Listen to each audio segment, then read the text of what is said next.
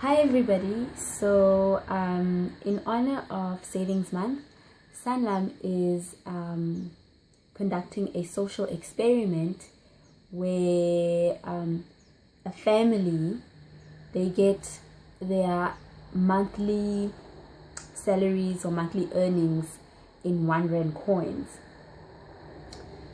So basically this whole experiment is to see how people spend their money and if they're wise about the way they're spending their money.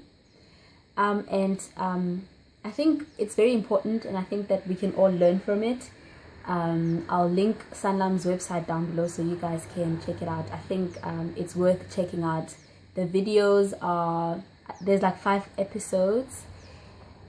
Each video is about 5 to 8 minutes long, so it's not that long. There are 4 big lessons that I learned. The first one, because these people get their money in R1 coins, like they actually get their money, like they get physical money, as opposed to having money at the bank and swiping all the time.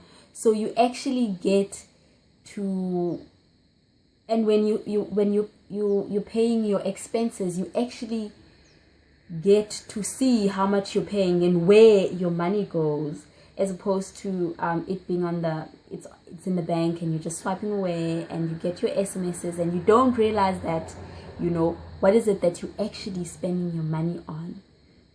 So the importance of physical money, that's what I've learned. And seeing it, when you see it in front of you and when you see it just diminishing little by little on all these expenses, I think it just, you become aware of the importance of spending it wisely more than anything. That's the first lesson. The second lesson is that, again, it's linked with the first one. We do not take note of our spendings. Most of the times we just buy things and we do things and we do not realize just how much that is affecting us financially. All these things that we're doing, especially us ladies, hair, manicure, makeup, and all these things, and clothes. I have a lot of people I know that are just spenders, and they can just buy clothes and all these things without even thinking about it.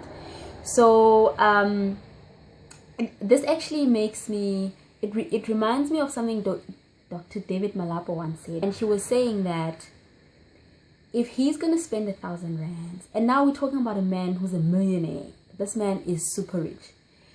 He said if he's going to spend 1,000 rands, he is going to take 24 hours to think about it. And I was sitting there and I was thinking, but you're so rich, you know, you have millions and millions and millions. Why would you fret over 1,000 rands? But now I actually realize the importance of just, sometimes you just buy things and you don't even need them and you've just wasted so much money.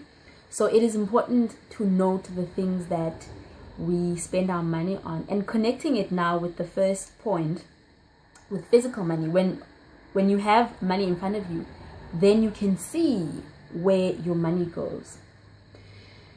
The third point, wow, and I think this is true for a lot of us: debt, debt, debt. And the cycle of debt. You get into debt, and you know, once you start getting into debt, it's so hard to get out of it. You know, we live in a world that really actually wants to cripple us by you know, with debt, basically. The last thing I learned from this whole experiment is actually being aware of the proportion of some of your expenses to your salary or your monthly income, because some people have multiple streams of income, which is good. So basically, for example, I've listed 3 here. Your housing expenses, for example, whether it be you have a house and you're paying a bond or you are renting, but your housing expenses will normally include bond or rent, utilities, rates, insurance if you have a house, and maintenance.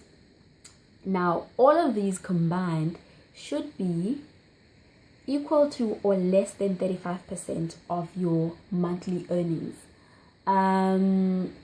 So with the Rand family that Sanlam is conducting the experiment with, theirs was around 43%. That's like that's close to half of their monthly earnings gone just to their house and everything else. And they have this nice big fancy house, which again, it kind of made me think, you know, us young people, we want to rent nice fancy places or buy nice big houses, but we never really like take cognizance of all the other things that are included in that. The utilities, the rates, the maintenance, which is very expensive. I mean, the bigger your house or the fancier your house, the more maintenance will cost you. So all of that combined should be about 35% or less of your entire monthly earnings. Vehicles, yes, fancy cars, ne? For expenses include payment, insurance, petrol, maintenance, license, and this is very big in South Africa, parking. A lot of us don't actually, when we budget all these things, we never think about all the little things.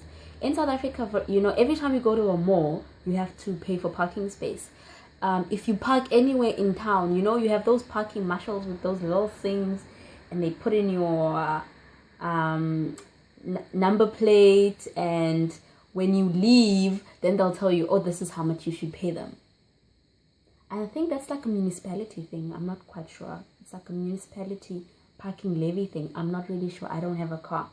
But imagine if you park at a certain spot every day, and this would like, that parking, maybe you park for an hour and it's about 5 rands. I'm not sure how much it costs.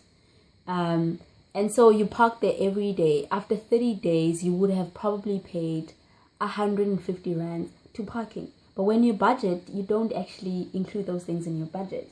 So these are things to actually kind of be aware of. And, you know, petrol is just always on the increase.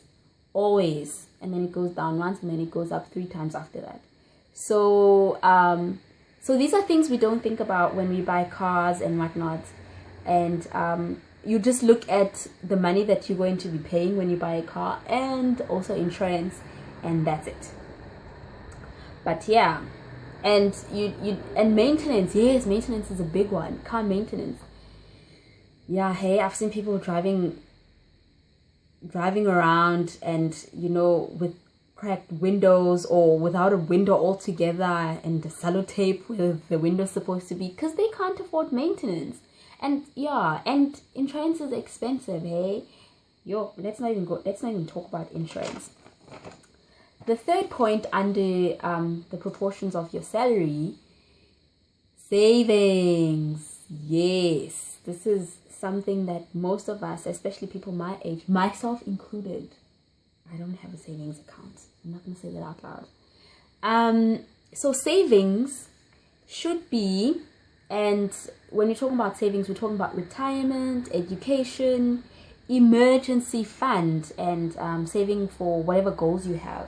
So all of this should be about 15% or more of your monthly earnings. So if you earn, for example, 1,000 rands, so about 150 of that should go to your savings. Talking about emergency fund, actually, I know I've been thinking about this a lot, but the importance of emergency fund, guys, like something can happen anytime and you don't have the money. Let's say you bump into somebody with your car, and then it becomes this big court case thing, you know. And I'm not talking about legal wise here. Lawyers' fees are expensive.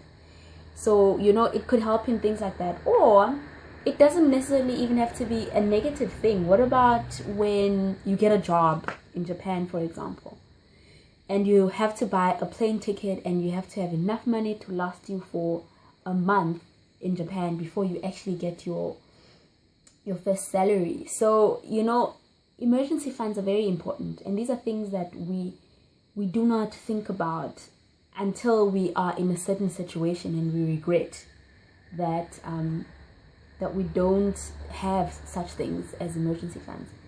So yeah, as I said, I'll link down the Sanlam website below. You can just go to Google One Rand Family and watch the videos. I think you'll learn a lot.